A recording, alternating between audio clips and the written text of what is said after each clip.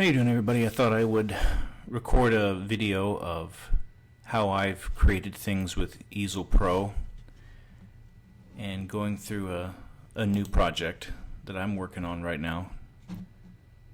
So I just go to Easel's website. I've already logged in.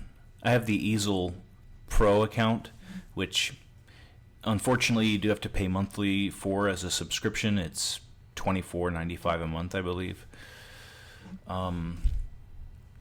So it does give you access to more features, more customization, I guess you could say. So yeah, you go to Inventables website, and then you go to Easel, which is one of their programs. And then I already logged in and created an account, and so I went to Project, and I created a new project, and it'll automatically open up a new window, which that's the only annoying thing about Easel, is it'll open up a new window every time you open or create a new project. But for the 3018 CNC, the one I have, it does not have an offline controller, so it needs to be hooked up to a PC in order to run, in order to be making a project. So Easel, from what I found, has been the easiest software to use for this purpose, and it is very user-friendly for creating things. It's pretty intuitive. Like on the left here you have the work surface, which is top-down view, and I have it set to millimeters just because I like a little bit more of the granularity. And let's see, so I'm gonna design a new coaster. Let's see, and on the right here you have what the preview of the cut will look like. So on the CNC I have 1/4 inch or 6.25 millimeter red oak, which there's no proper facsimile for here. So I'll choose,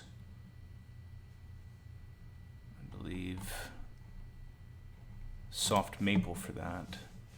And it is 140 millimeter by 140 millimeter by 6.3 thick. And then that's where you would choose the thickness and the dimensions of the workpiece you have. And then it automatically updates here, which that's pretty cool to actually see it live going on. And so here on the left is where you choose what you can add to the workspace. So mine is going to be, let me see if they have it. Just click a square. Does it allow?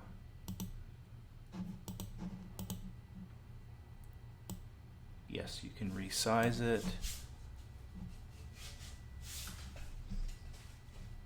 And it does have rounded corners.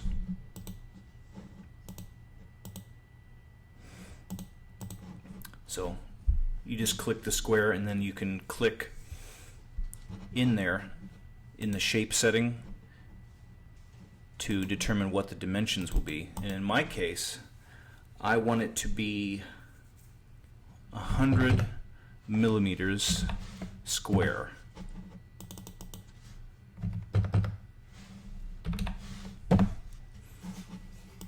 Now how it cuts is determined by, like, if you want it to cut a pocket or if you want it to cut a shape out, you would go to the cut section right here.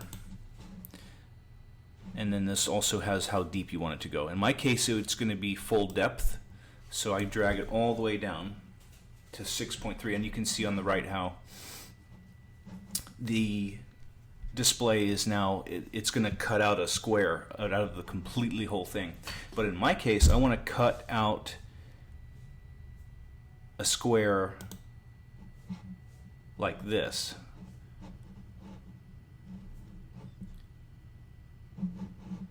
So, and then that would be cut on shape. Clear out of pocket means it's going to wipe out all the material in the middle. Inside,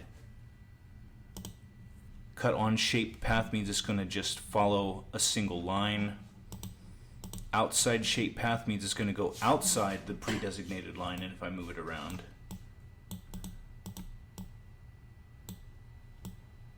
like that, or inside shape path, yeah.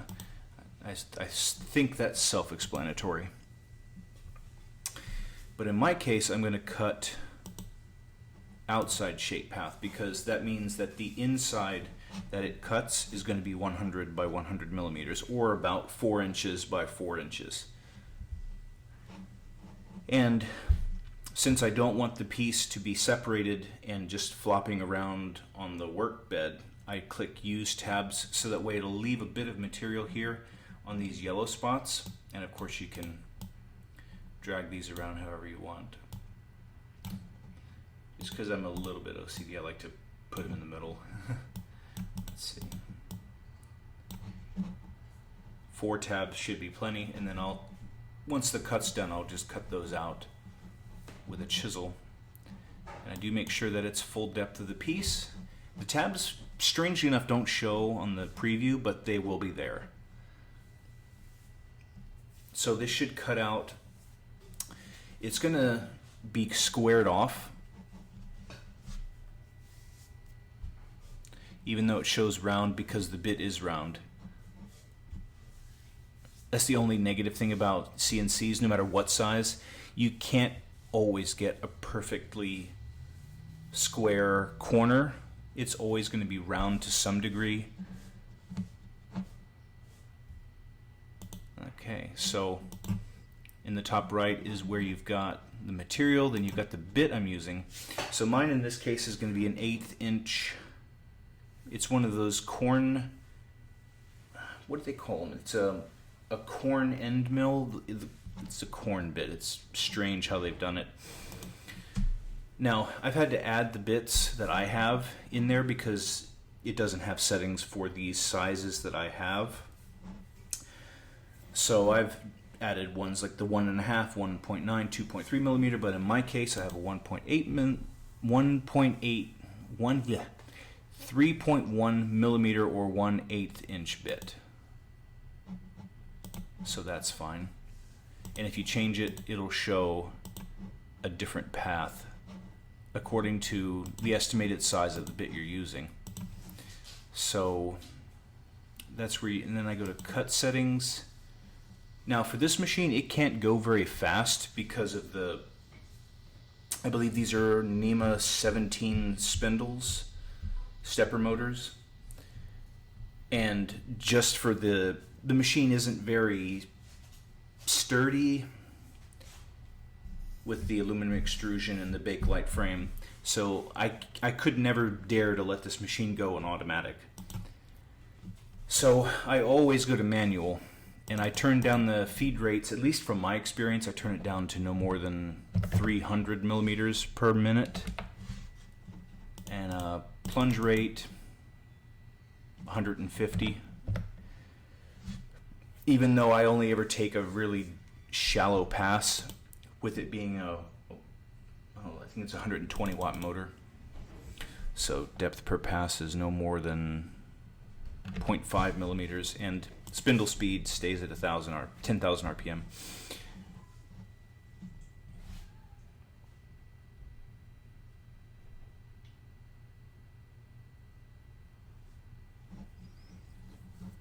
All right. And one thing here on the shape on this side, this is where the starting position will be. I always leave it on the bottom left because you choose it here, but you can also choose it when you start the cut where it's going to go. The work 0. So one thing that I like to do is I like to pre-move it, and here you can move it 1 millimeter at a time in steps. You might be able to hear it, but I never move Z to 10 millimeter, else it'll crash into the bed, and I don't want to bend the plastic mount. You can slowly see the bit descending until it is a hair above, or you can use a piece of paper. That should be good. Okay, and that is as far left, trying to avoid the clamp as I can. Okay, and then I can go to carve if everything's ready, if I've got all my settings and I'm happy with the shape. And I've already measured the material, so I just go through confirm material thickness. I've already clamped it, it's secure, and I've already verified the bit's correct. Confirm the size, the work 0, I've already moved it to where it's going to go. So hit use new position, raise the bit, and you never want to turn on the spindle when it's on the workpiece, or you're going to scratch up the whatever you're cutting, whether it be acrylic. Turn on the spindle.